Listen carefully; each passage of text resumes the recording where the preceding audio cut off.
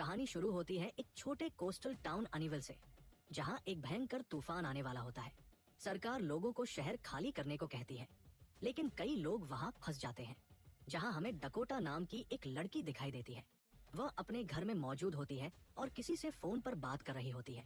बातचीत के दौरान उसे पता चलता है कि मौसम तेजी से खराब होने वाला है और बहुत जल्द एक खतरनाक तूफान आने वाला है। हालात इतने गंभीर हैं कि शहर के सभी स्टोर्स और जरूरी जगहों को बंद किया जा रहा है। फोन पर मौजूद व्यक्ति उसे सलाह देता है कि वह भी जल्द से जल्द राशन और जरूरी सामान इकट्ठा कर ले, क्योंकि हालात कभी भी बिगड़ सकते हैं। डकोटा जैसे ही घर से निकलकर सामान लेने जाती है, रास्ते में उसकी मुलाकात उसके एक पड़ोसी से होती है। वो घबराया हुआ नजर आता है और तुरंत उसे चेतावनी देता है कि सरकार ने इस इलाके को खाली करने का आदेश दे दिया है। उसका कहना होता है कि तेज तूफान और बाढ़ के कारण ये पूरा इलाका पानी में डूब सकता है, इसलिए जितनी जल्दी हो सके यहाँ से निकल जाना चाहिए। डकोटा इस बात को सुनकर चौंकती जरूर है, लेकिन वह इसे गंभीरता से नहीं लेती। असल में वो इस घर से गहराई से जुड़ी हुई है और इसे छोड़ने का ख्याल भी उसे मंजूर नहीं होता। इसके बाद कहानी का फोकस बदलता है और हमें डी नाम की एक लड़की दिखाई जाती है, जो अपने दो भाइयों, बड़े भाई रोन और छोटे भाई विल के साथ तालाब में मस्ती कर रही होती है। तभी अचानक उनके पिता विलियम वहां पहुंचते हैं और उन्हें तुरंत घर लौटने के लिए कहते हैं। यहाँ ये स्पष्ट होता है कि विलियम उनका सगा पिता नहीं है, बल्कि उसने इन बच्चों को गोद लिया हुआ है। बावजूद इसके उसका व्यवहार बच्चों के प्रति काफी कठोर और बेरुखा है। उसके इस सख्त व्यवहार के पीछे की वजह फिलहाल छिपी हुई रहती है, जो आगे कहानी में सामने आती है।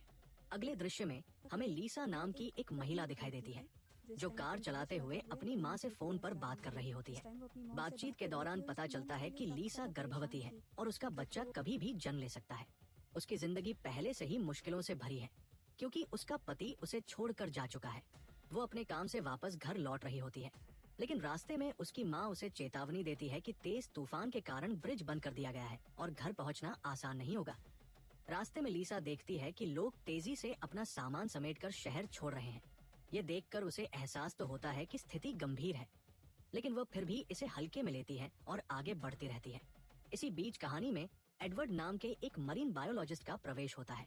वो समुद्र के पास खड़ा होकर मौसम का अध्ययन कर रहा होता है और उसे पहले से ही अंदाजा हो जाता है कि कुछ बड़ा होने वाला है। जब आधिकारिक रिपोर्ट आती है तो ये पुष्टि हो जाती है कि एक भयंकर तूफान शहर की ओर बढ़ रहा है, जो भारी तबाही ला सकता है और इसके साथ ही बाढ़ का खतरा भी मंडरा रहा है।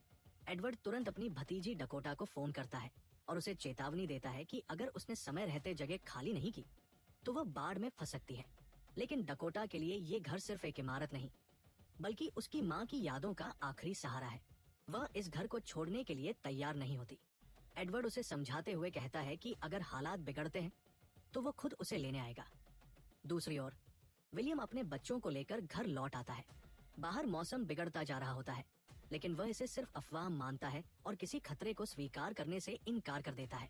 वो अपनी पत्नी के साथ बेसमेंट में चला जाता है, जहां दोनों शराब पीते हुए वक्त बिताने लगते हैं। इसी दौरान विलियम की पत्नी एक रहस्यमय लिफाफे का जिक्र करती है, लेकिन जैसे ही डी वहां पहुंचती है, वो तुरंत उसे छुपा देती है। डी भूख लगने की बात करती है तो उसे सिर्फ सूखी ब्रेड दे दी जाती है, जबकि घर में अच्छा खाना मौजूद होता है। ये साफ दिखाता है कि बच्चों के साथ जानबूझकर बुरा व्यवहार किया जा रहा है। विलियम सख्ती से डी को चेतावनी देता है कि वह दोबारा बेसमेंट में कदम न रखे। इधर एडवर्ड के पास एक रिपोर्टर पहुंचता है, जो तूफान के बारे में जानकारी लेना चाहता है। एडवर्ड स्थिति को लेकर सतर्क रहता है और ज्यादा कुछ कहने से बचता है, लेकिन रिपोर्टर टीवी पर इस खबर को बढ़ा चढ़ाकर पेश करता है। वो बताता है कि तूफान के साथ भयंकर बाढ़ आ सकती है और अगर समुद्र का पानी शहर में घुसा तो शार्क जैसे खतरनाक जीव भी हमला कर सकते हैं। कुछ ही समय में तूफान अपनी पूरी ताकत के साथ शहर पर टूट पड़ता है। तेज हवाएं और मूसलाधार बारिश सब कुछ तहस नहस कर देती है। हालात तब और भी खराब हो जाते हैं जब बांध टूट जाता है और समुद्र का पानी तेज रफ्तार से शहर की ओर बढ़ने लगता है। उसी समय लीसा अपनी कार में घर जाने की कोशिश कर रही होती है, लेकिन रास्ते में एक गिरे हुए पेड़ के कारण उसे रोक दिया जाता है। एक ट्रक ड्राइवर उसे वापस लौटने की सलाह देता है, लेकिन तभी तेजी से बढ़ता पानी सबको घेरने लगता है। लीसा जोखिम उठाते हुए अपनी कार को आगे बढ़ाने की कोशिश करती है, लेकिन उसकी कार पेड़ में फंस जाती है। पानी का बहाव इतना तेज होता है कि उसकी कार बहने लगती है और जाकर एक पेड़ से टकराकर अटक जाती है। अब वह पूरी तरह से फंस चुकी होती है और बाहर निकलने का कोई रास्ता नहीं बचता। उधर ट्रक, जिसमें मीट भरा हुआ होता है, पानी के बहाव में बहते हुए एक मूर्ति से टकरा जाता है। ट्रक के टैंक से खून और मांस पानी में फैल जाता है, जो खतरनाक समुद्री जीवों को आकर्षित करने के लिए काफी होता है। ये स्थिति और भी भयावह हो जाती है क्योंकि अब शार्क के हमले का खतरा बढ़ जाता है। तेज पानी का बहाव डकोटा के घर की खिड़कियों को तोड़ते हुए अंदर घुस जाता है और देखते ही देखते पूरा घर पानी से भरने लगता है। यही पानी आगे बढ़कर विलियम के घर तक भी पहुंच जाता है। विलियम को ये गलतफहमी होती है कि उसका घर पूरी तरह सुरक्षित है, लेकिन जल्द ही उसकी ये सोच टूट जाती है जब पानी कांच तोड़कर अंदर घुस आता है। पानी को तेजी से बढ़ते देख रोन स्थिति की गंभीरता को समझ जाता है। इसी बीच हमें दो लोगों को दिखाया जाता है जो एक छोटी नाव पर सवार होकर डूबते इलाके में फंसे लोगों को बचाने की कोशिश कर रहे होते हैं। उनका इरादा ट्रक में फंसे ड्राइवर को बाहर निकालने का होता है, लेकिन तभी उन्हें लीसा की दर्द भरी चीखें सुनाई देती हैं। आवाज सुनते ही उनमें से एक व्यक्ति तुरंत दिशा बदलकर लीसा की ओर बढ़ता है और उसे भरोसा दिलाता है कि वह उसे सुरक्षित बाहर निकालेगा। घबराई हुई लीसा उसे बताती है कि वह गर्भवती है और उसे किसी भी हालत में अकेला न छोड़ा जाए। ये सुनकर वह आदमी अपने साथी को कटर मशीन लाने के लिए कहता है ताकि कार में फंसी लीसा को जल्दी निकाला जा सके। लेकिन जैसे ही उसका साथी कटर लेकर वापस लौट रहा होता है, अचानक पानी के अंदर से कोई अनजाना खतरा उस पर हमला कर देता है। इससे पहले कि वह कुछ समझ पाता, वह ताकतवर झटके के साथ पानी के भीतर खींच लिया जाता है। उसका दोस्त घबराकर उसे आवाज देता है, पानी में झांककर उसे ढूंढने की कोशिश करता है, लेकिन कुछ भी नजर नहीं आता। कुछ देर बाद अचानक वो व्यक्ति पानी की सतह पर उभरता है, लेकिन अब उसकी हालत भयावह हो चुकी होती है। उसका एक हाथ गायब होता है। वो किसी तरह अपनी जान बचाने के लिए नाव की ओर भागने लगता है, लेकिन तभी पीछे से एक विशाल शार्क उस पर टूट पड़ती है और उसे घसीटते हुए गहरे पानी में ले जाती है। यह पूरा मंजर डकोटा अपने घर की खिड़की से देख रही होती है।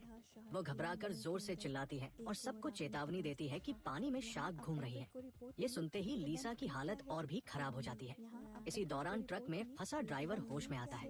वो किसी तरह गेट तोड़कर बाहर निकलने की कोशिश करता है, लेकिन जैसे ही वो पानी में उतरता है, एक शार्क उस पर हमला कर देती है और पलक झपकते ही उसे खींच कर ले जाती है। ये खौफनाक नजारा बाकी बचे लोगों को पूरी तरह दहला देता है। एक और आदमी भागकर बचने की कोशिश करता है, लेकिन वह भी शार्क के हमले का शिकार बन जाता है। लीसा के सामने ही उसकी बेरहमी से मौत हो जाती है।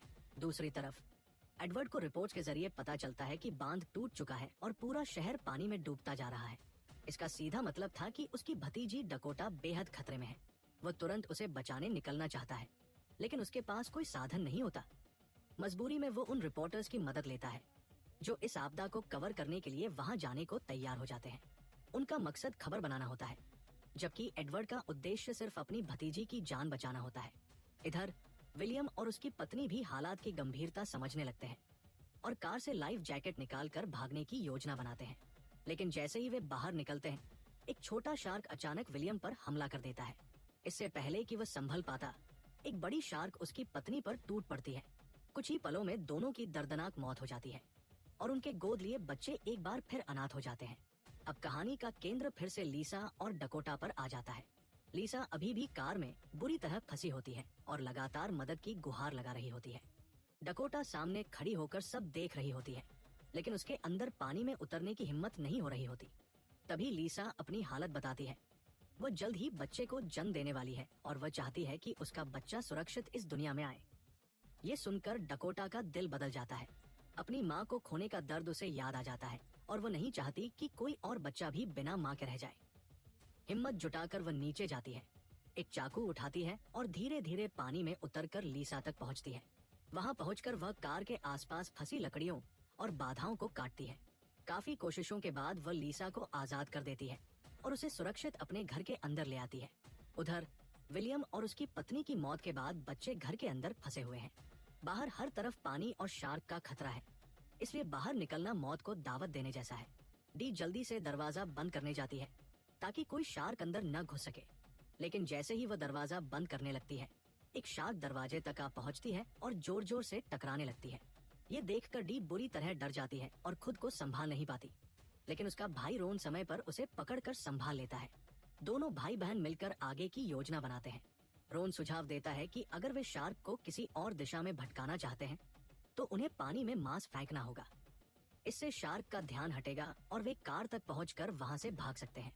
तभी डी को याद आता है कि बेसमेंट के फ्रिज में मांस रखा हुआ है, लेकिन समस्या ये है कि घर के अंदर ही एक शार्क घूम रही है। जिससे वहां पहुंचना बेहद जोखिम भरा हो जाता है। इसी दौरान एक विशाल पेड़ बहते हुए डकोटा के घर से टकरा जाता है, जिससे घर का निचला हिस्सा क्षतिग्रस्त हो जाता है।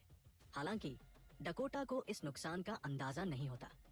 लीसा उसे समझाती है कि अब यहाँ रुकना सुरक्षित नहीं है और उन्हें जल्द से जल्द निकलने की योजना बनानी होगी, वरना पूरा घर पानी में समा जाएगा।